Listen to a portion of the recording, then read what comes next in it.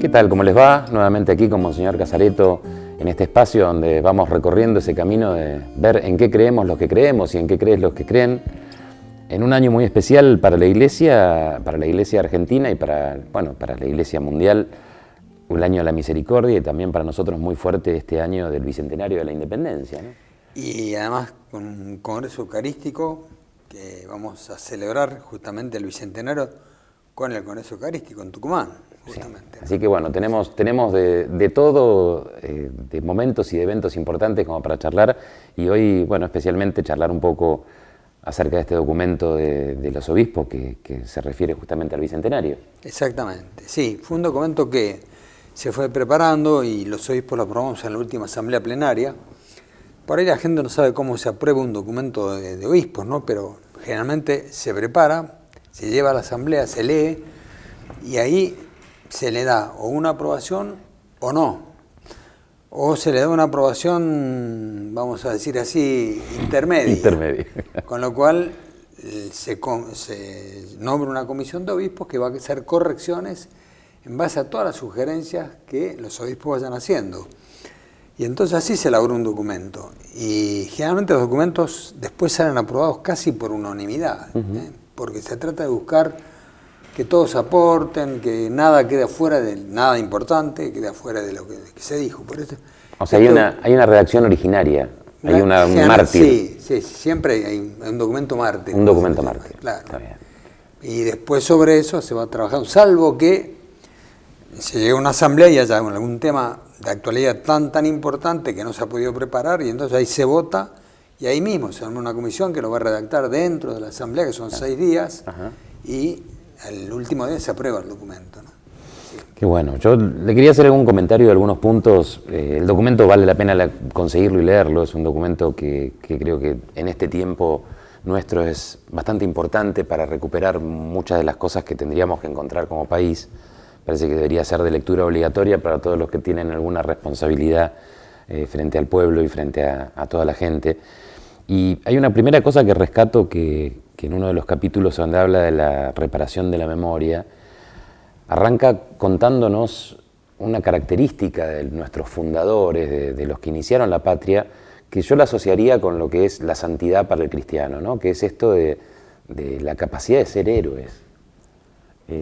Los tipos tenían una fortaleza espiritual, física, mental, y una claridad de una búsqueda superadora de lo que estaban viviendo, que es una cosa notable. Claro, porque el proceso fue así. La Revolución de Mayo fue una cosa casi impensada. Es decir, se armó, fue como especie... Un cacerolazo. Exactamente, casi eso. Claro.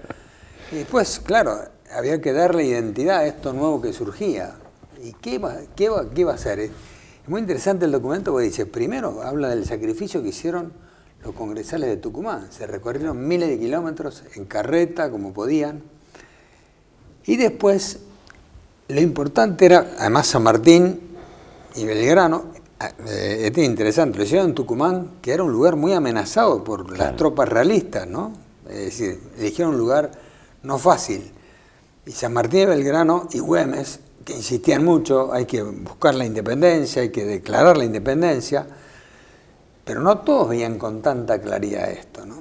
Y ahí en Tucumán estuvieron unos cuantos meses hasta que se declaró la independencia. Pero ¿qué faltaba?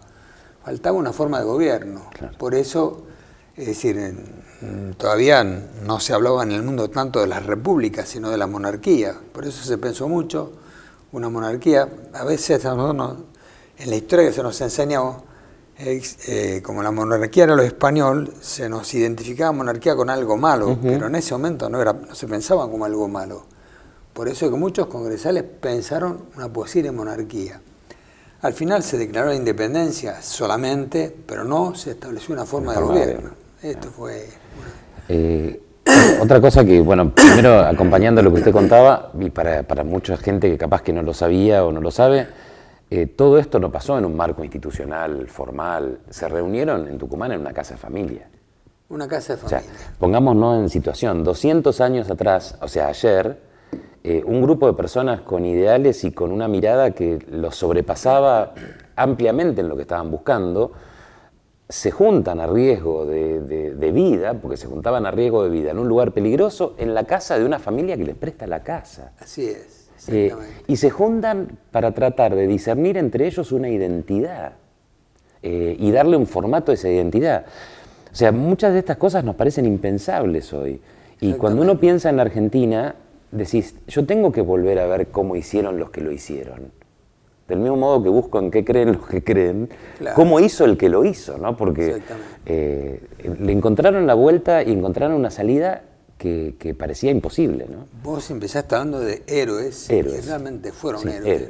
Fueron héroes que además tenían también un espíritu religioso muy fuerte, porque el Congreso de Tucumán comienza con una misa votiva al Espíritu Santo. Van todos los congresales, que son 30 y pico, de los cuales 11 sacerdotes. O sea que hoy cuando muchas veces se dice, no, la iglesia, que toman los temas políticos, en ese momento la iglesia estaba muy presente. No había obispos, porque los obispos que había, que eran 3, habían hecho el juramento al rey de España, entonces ya con la independencia quedaban fuera de... Pero que el espíritu cristiano estaba representado en los laicos y en los sacerdotes presentes, que no ponían en duda la fe en Dios, ¿no? Y justamente hablaron en el Congreso de Tucumán de esa fe en ese creador de todas las cosas, ¿no es cierto? Y comienza con una misa, como decíamos, votiva del Espíritu Santo para ser iluminados por el Espíritu Santo en esas decisiones, ¿no? Qué bárbaro. Yo al leerlo, imagino que debe haber sido ese el objetivo, este raconto histórico. Pensaba mucho en el pueblo de Israel, ¿no? Que se da cuenta y empieza a leer su relación con Dios en el exilio. Exactamente. Entonces pensaba en estos tiempos que siempre nos vienen pareciendo como los más difíciles, qué importante es mirar para atrás, pero con este espíritu, ¿no? Con el espíritu de ver cómo hicieron los que pudieron, cómo hicieron los que se animaron, cómo hicieron los que enfrentaron desafíos a veces hasta mucho mayores de los que tenemos que enfrentar hoy. Exactamente. Desde dónde buscaron las fuerzas. Y de hecho arriesgaban la vida. Arriesgaban la vida. O sea, era dar la vida por esto nuevo que tampoco sabía muy bien qué era. ¿No? Claro. ¿Qué era? Pero era claro que se quería la independencia, se quería armar una sociedad y además, algo muy importante que dice el documento, se respetaba también a los indígenas y se los tenía en cuenta los indígenas, ¿no? En aquella época no se hablaba de pueblos originarios, sino directamente de indígenas. Sí. Y tenía la sensación clara de que había que respetar y darle tierras a ellos, porque eran sus tierras. Eran sus tierras, ¿no? Bueno, incluso se hablaba de a un monarca que hasta podía llegar a ser descendiente de los incas. Exactamente, por eso se pensó en eso, un monarca que fue descendiente de los incas, ¿no? O sea que se tuvo en cuenta al universo, por decir así, existente en ese momento. Yo creo que esa mirada histórica que nosotros hacemos como obispos, lo hemos hecho, bueno, realmente a propósito, para recordar a las nuevas generaciones el hondo significado de ese Congreso de Tucumán y cómo el espíritu cristiano estaba animando ese Congreso y a todos estos hombres que, arriesgando su vida, hicieron esa proeza, ¿no? Heroica. Esa patriada. Una patriada que tenía un sentido también, ¿no? No era solamente el jugarse una idea política, una idea de país, sino tenía un sentido que llegaba hasta pensar en nosotros, que esto es lo que ustedes afirman en el documento, ¿no? Ustedes dicen que nosotros somos la razón de la sacrificada y riesgosa entrega de sus vidas. O sea, esta capacidad de pensar en las futuras generaciones. Exactamente, sí. Esa gente hace lo que quizás no hacemos nosotros, que estamos viviendo muy en el inmediatismo, ¿no? Es decir, hoy me parece que también tiene que ver con un pensamiento cristiano.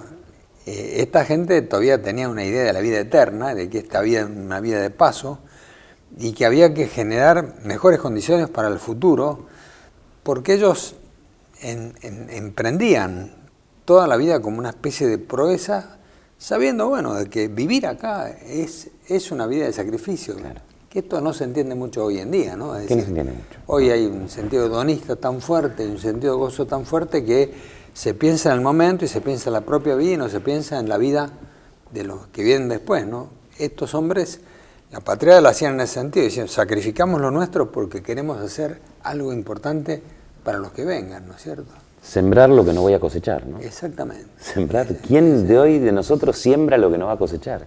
¿Quién no espera el resultado inmediato? Inmediato, además, sí. La siembra, hoy en día estamos en la siembra directa. Siembra directa. Ya ni aramos, abrimos la tierra. Pero fíjese cómo si uno se pusiera a hacer un punteo de estos motivos, los aspiracionales, las cosas que los movieron, cuántas herramientas tenemos para mirar la realidad actual, ¿no?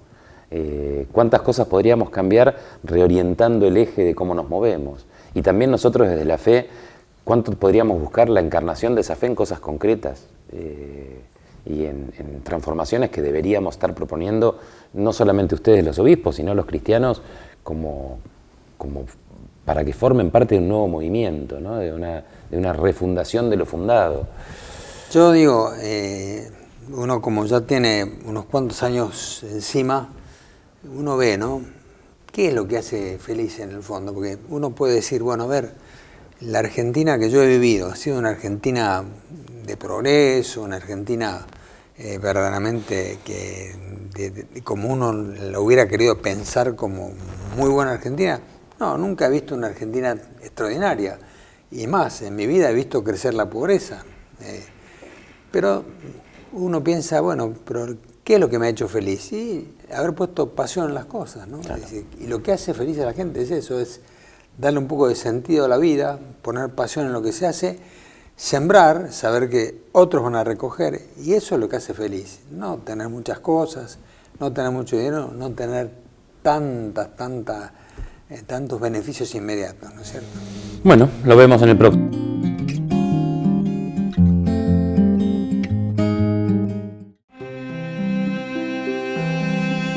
El Papa Francisco dice que si das lo mejor de vos, el mundo será distinto. En el año de la misericordia, renovemos la esperanza. Colecta anual de Cáritas, 11 y 12 de junio. Acerca tu colaboración a Cáritas en todo el país o llama al 0810-222-74827.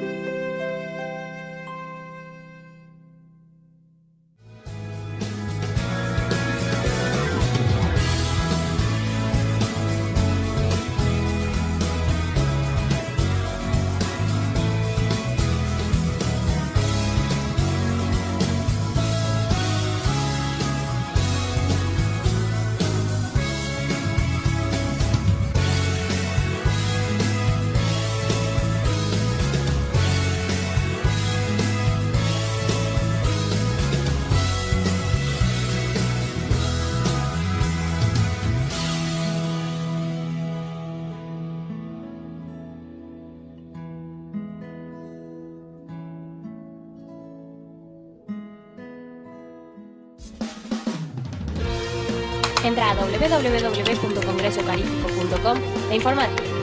Tucumán te espera del 16 al 19 de junio de 2016. Viví Espacio Joven. Podés inscribirte como congresista o como servidor. ¡Animate! Te estamos esperando. Sueñas de Argentina, este suelo, este amor.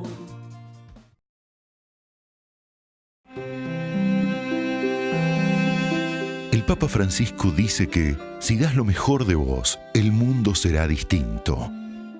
En el año de la misericordia, renovemos la esperanza.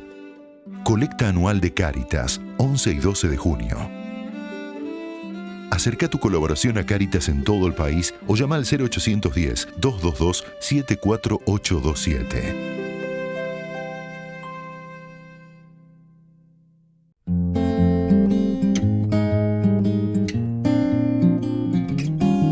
Decíamos en el bloque anterior todo esto que fue inspirador y que fue como la musa de este movimiento que terminó tan bien para nosotros, ¿no? Con una nación y con una identidad que fueron logrando construir entre ellos, ¿no?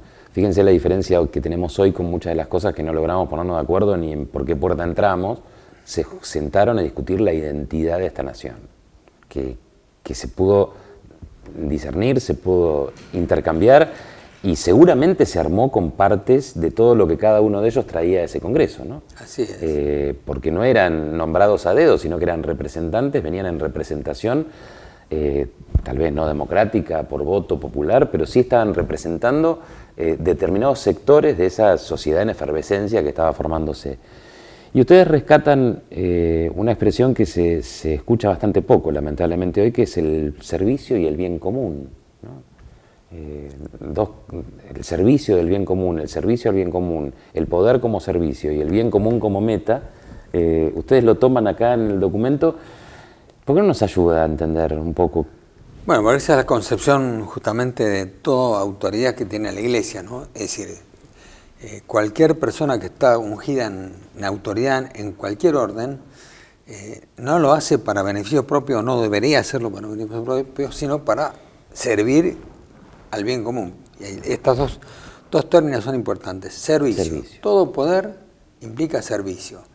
¿Y un servicio de qué característica? Y un servicio al común al que se dirige. En el caso de la política, los políticos tienen que mirar la sociedad entera.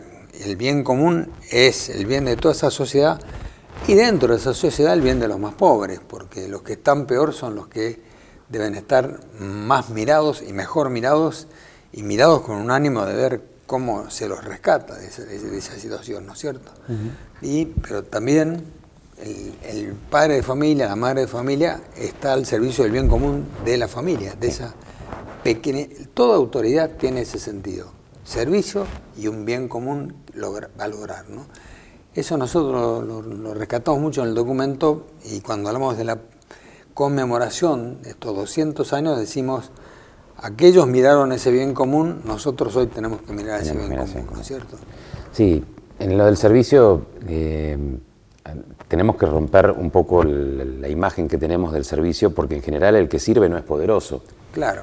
Y sería muy bueno que muchos de los que hoy sirven tuvieran la posibilidad de tomar determinadas decisiones. Fíjese, ustedes rescatan algunas formas de organización social y la ponen en valor con el dinamismo de las ONG, de todas las organizaciones comunitarias, los movimientos sociales, las agrupaciones de trabajadores, las organizaciones periféricas de autogestión. Son organizaciones y son modos asociativos que sirven fundamentalmente. Exactamente. Pero que hoy las decisiones no tienen que ver con ellos, ¿no? Tal cual. Lo que pasa es que una de las cuestiones que yo tengo en la cabeza es algún día sentarme con algunos otros a escribir la doctrina social de la Iglesia en la Argentina. Sería buenísimo. Porque en la Argentina la democracia es una democracia un poco corporativa, donde está bien, nuestros representantes están en el poder legislativo, pero están los sindicatos, están las asociaciones empresarias que tienen mucha fuerza y mucho poder. Y estos, de alguna manera, son grandes representantes de la sociedad civil y los más pobres no están representados en la sociedad civil. Y muchas veces la Iglesia, indirecta o directamente, asume esa representatividad. Es verdad que también en estos últimos tiempos esas organizaciones, a través de sus dirigentes piqueteros, quizás han tenido o tienen una cierta representación, pero nunca terminan de entrar en lo que es la estructura política del país, ¿no? Y esto es un gran desafío que tenemos hacia el futuro, como en estos últimos 20 años, ¿no es cierto? La pobreza se incrementó en la Argentina de modo tal que su núcleo duro y fuerte no estaba presente en la armazón política del país. Ahora tiene que estar presente. Tiene que estar presente. Y este es un gran desafío que tenemos los argentinos, ¿no? Porque no podemos mirar para el costado y tenemos que preocuparnos por esta pobreza como prioridad fundamental. Sí. Los obispos hemos dicho ya en muchos documentos que esa hipoteca social es la más importante de las hipotecas argentinas, ¿no? Sí, esto de dejar de ver determinados sectores como objetos y empezar a aceptarlos como sujetos, ¿no? El pobre como un objeto a ser mirado, a ser estudiado. No, es un sujeto que tiene derechos y tiene una palabra para decir que muchas veces no tiene espacio donde decirla. Yo pensaba en esto, en lo que nos pasa en la iglesia con la formalidad y la informalidad de lo que entendemos debemos decir. Qué lindo sería que en todas las parroquias, o en muchas parroquias, el tema de la patria, el tema de la construcción, el tema del diálogo, sea encarado desde este lugar también, ¿no? Porque a mí me llama la atención que los obispos hablan en un lenguaje y muchas veces nosotros en las misas escuchamos o hablamos en otro lenguaje. Como que seguimos manteniendo un espacio más etéreo a donde se habla de lo espiritual, y ustedes acá también hablan de lo espiritual. Tal cual.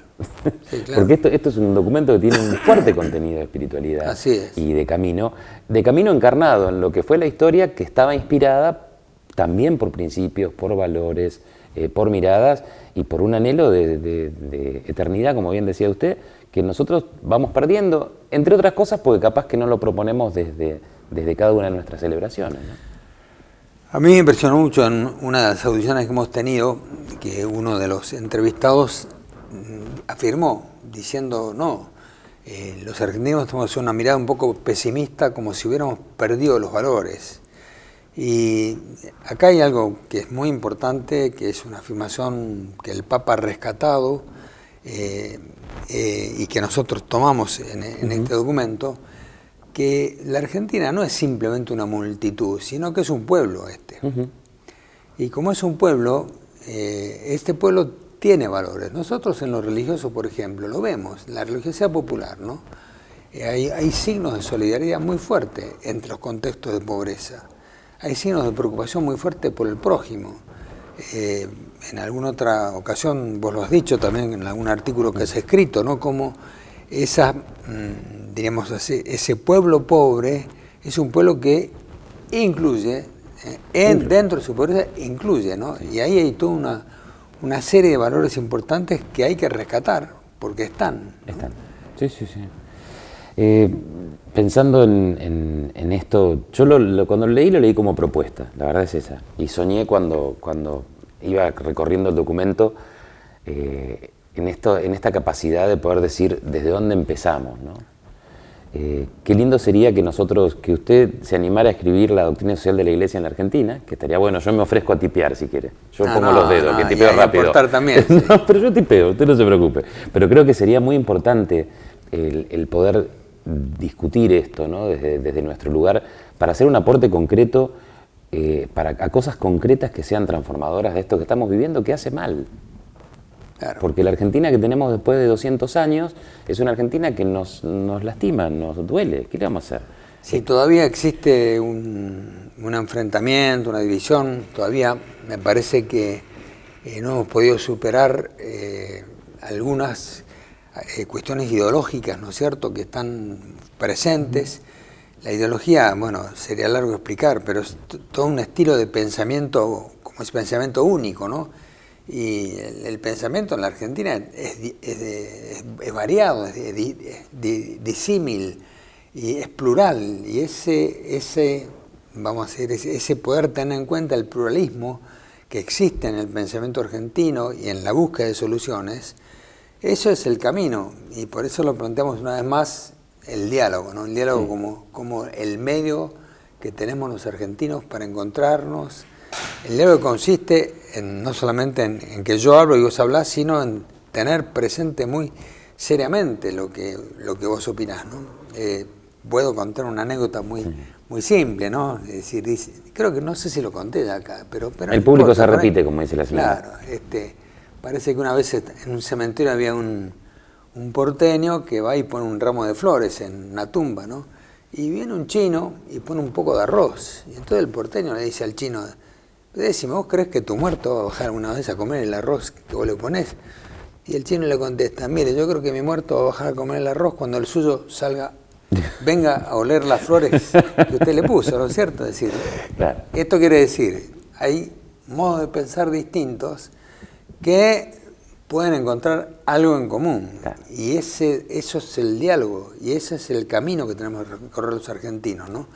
La Iglesia, me parece que, lo hemos dicho otras veces, lo que siempre busca es construir puentes, ¿no?